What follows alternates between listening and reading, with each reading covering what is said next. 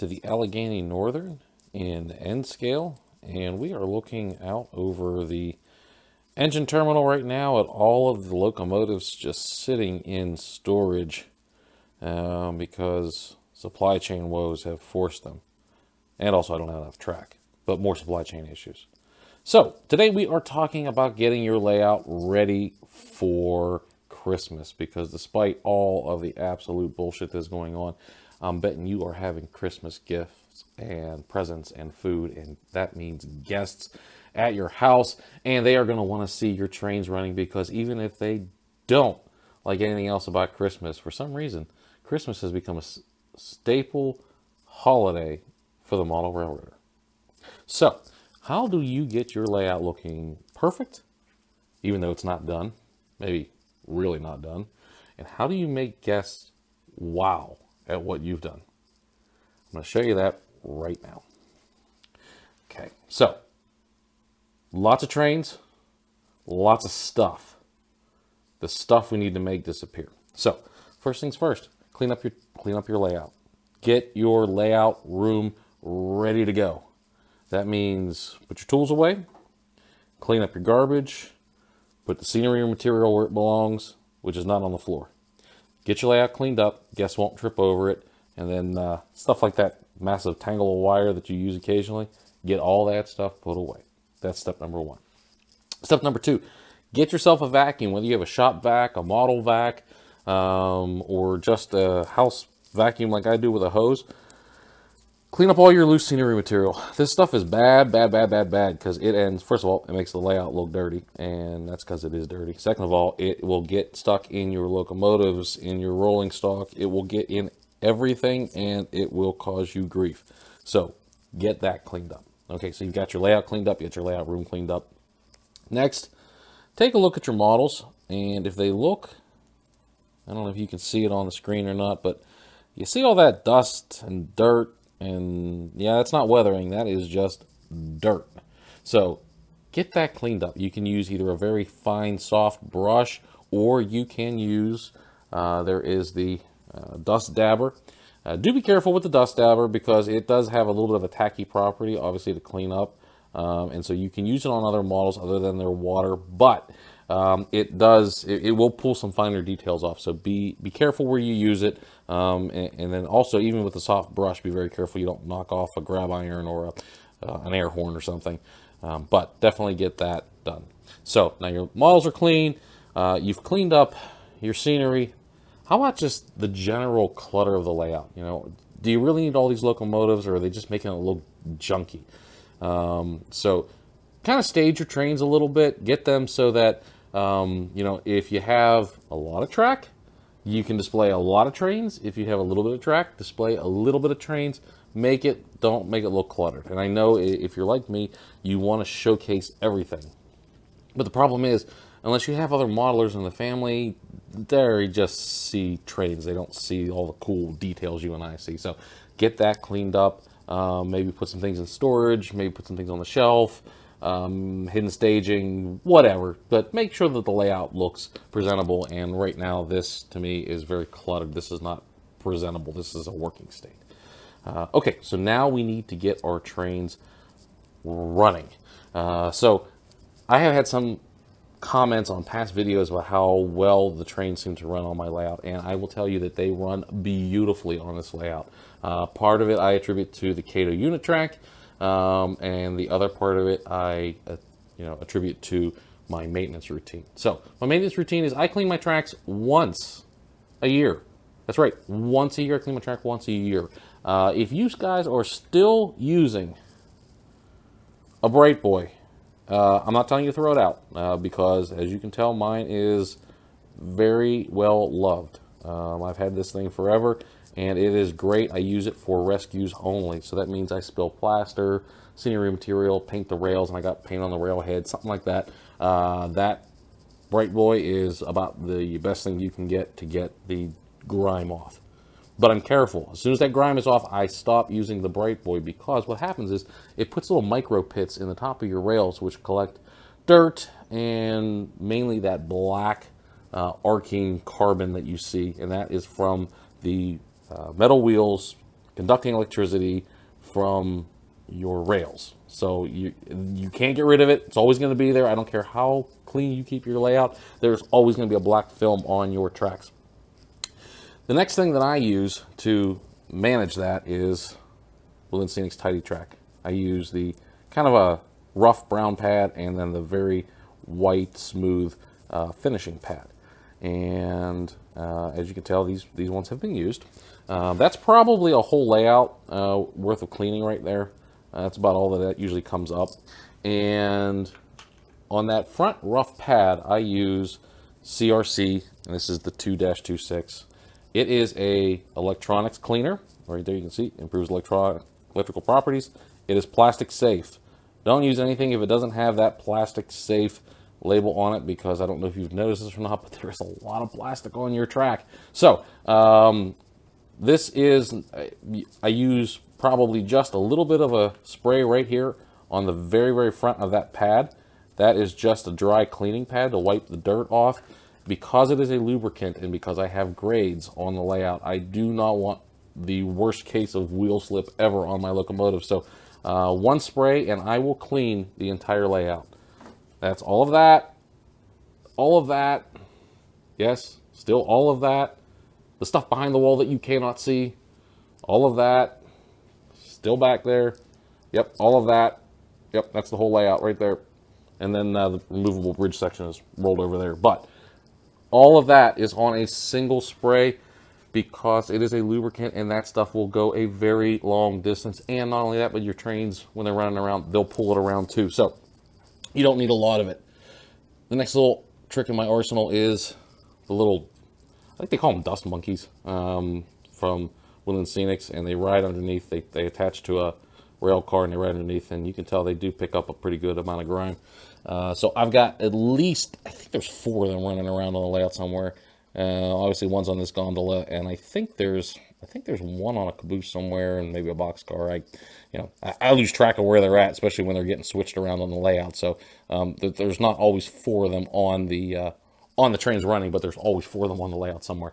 So definitely make sure your track is clear, because the most embarrassing thing is when you're having guests over that your trains are jerking around and the cars are shaking and your locomotives are stalling out. It's not good. So definitely make sure that is that your rails are cleaned. Like I said, once a year. This is about the time of year that I do that, and I definitely recommend that you invest in something like that. I know a lot of you folks try to use alcohol. Alcohol has a water content. It also leaves a residue behind. I'm sure you didn't know that, but that is the chemical property of alcohol.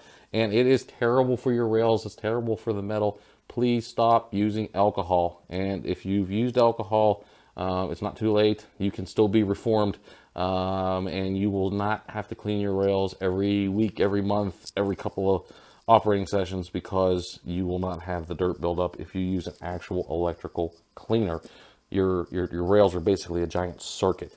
I will preach that. I know it's my engineering background that is coming out there, but I'm telling you, it will make your railroad run better. Don't use anything that is either abrasive or has a water content in it, because it's bad for your rails, bad for your locomotive wheels, bad for your circuit.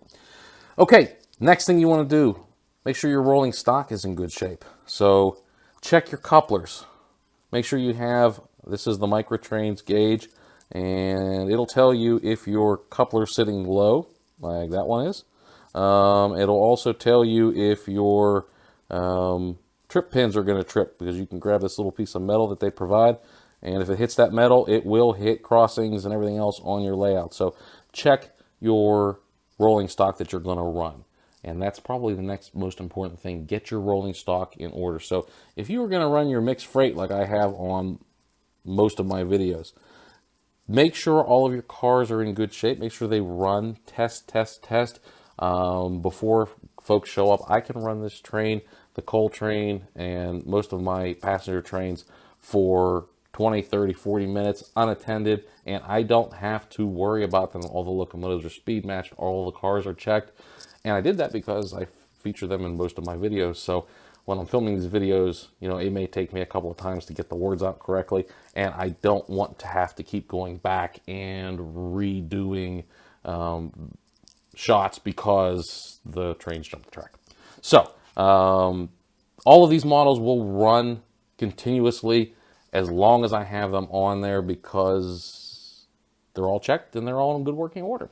You got to check your couplers because your couplers do take slack action and damage just like in the real ones. It's on a micro scale, but you've got micro couplers. So it sort of all works out that you got to check your couplers, check your wheels. Okay, the next thing that you want to do is speed match your locomotives. Make sure that they work well together. Make sure that the locomotive's wheels are clean. I use the Woodland Scenics. It's just a little pad. I don't put any kind of chemical or solution on it. I rub it on a dry pad just to make sure that I get any gunk off. Once again, I've applied a coating of that electrical cleaner to my rails, which the wheels end up picking up. So the wheels technically have that lubrication on them already. So just taking the pad and rubbing that pad over it really gets it running good. Don't do anything complicated with your trains. Don't try to do DPUs. Don't try to do, you know, the longest train you've ever run. You're going to be disappointed because what's going to happen is somewhere along the line, you know, you may have an issue, something may not go right, and all of a sudden you've got cars and locomotives all over the place. I try to keep it simple when the guests are here, basically because they're not impressed by DPUs. They don't understand them. It's just another locomotive, and it's not as cool as it is to you and I. So great for operating sessions with when you're with the guys or the girls. There might be a girl that watches this channel somewhere. But basically, don't get, you know, cute with trains. Just make sure that they're ones that you know run well. Okay, and then it comes last thing I really want to touch on here, because your trains are running well, your layout room is clean, your layout is cleaned up, and now you've got projects that you want to have done, right? So what do you focus on? Focus on the ones your guests are going to notice, like, I don't know, dinosaurs, you know, or maybe some kind of upfront detail. Now, nobody has any idea what this equipment is called. You do, but nobody else does, unless they are modelers themselves or railroad fans. So basically, all of this stuff, to most people, is just that. It's stuff. So clean up the stuff. Make it look good. Finish what little projects you can. Don't undertake any new projects. And don't worry if something's not quite done. This is obvious. There's an issue here, right? There's somebody's working on something. I would just take this, sort of roll it up, maybe stuff it against the building, kind of hide it, because you don't want to rush this, right? Like if you don't have the next set to put in the series, you don't want to cut these strings off now because you're just going to make it difficult for yourself later, right? The small details like the cones and, you know, the porta-johns, if you could set them in time, great, set them, but don't try to complete a scene necessarily if it's just starting. Like, you're not going to get your harbor scene done for Christmas in 2 weeks, right? It's not going to happen. So focus on the things your guests are going to notice right off the rip. Are your buildings lit? You know, are all your people standing up, or are they laying on their side? Get your details sort of cleaned up and in order, and whatever projects you don't have done, the only person that's going to know that's not done, other than something very glaring, but no one's going to know that you have car kits that you're building for this area. No one's going to know that you have, you know, a weathering project on your desk that is, you know, going to look fantastic when it's done, because all they see is trains running. So get your trains running. That's the most important thing. And after that, I think you're in pretty good shape. One thing you do want to watch out for, if you're like me, you have some very fine details very close to the layout, and although they might be whimsical and they might be fun, they are also susceptible to damage, and some of it's not necessarily intentional. You know, people can brush up against the layout, and this poor little fisherman right here, I have knocked him off. I don't know how many times, just because he's gotten stuck on my clothing or something. And if you've got small hands, and I mean little children running around, they have to touch. So especially something like A shark. They will touch the shark, and they may just be trying to point it out to their parents, but it will obviously cause you grief when it's damaged, and you don't want that. So if you can put some plexiglass up, that is great. That's a great project to do right before the holidays. If you can't, just be mindful of that and understand your audience, because I have had many times where folks have come over to see the layout, and I spend the next day finding little details on the floor, and it's sort of heartbreaking, but it's just sort of a fact of life when you have this sort of thing and you are not built necessarily for guests. So clean your layout, clean your train room, make sure your stuff is put away, make sure things are organized, make sure your trains are running well. Do what I do. Go down to the train room for half an hour, just run your train. Let see what it does, make sure that there's no issues, couplers, locomotives, and after that, you are going to have a awesome time showing your layout off to your family and your friends. So from us here at the Allegheny Northern, we're wishing you all a very Merry Christmas and a Happy New Year. Probably won't have another video until after the holidays at this point, when there's a lot of things coming up. It'll be the December update, then a couple of weathering projects and a couple of build projects. There's a whole lot of stuff that's coming up. So we will get those put together when time allows after the holidays. So everyone have a great holiday season, and we will see you next year for a whole lot more trains.